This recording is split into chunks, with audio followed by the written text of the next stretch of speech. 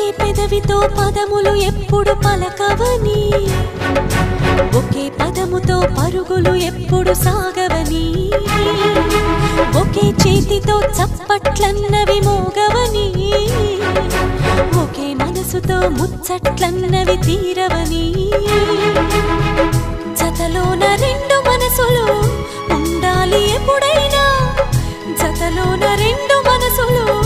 ఉండాలి ఎప్పుడైనా, ఇకపైన నేనే రెండుగా విడిపోయి వెళుతున్నా,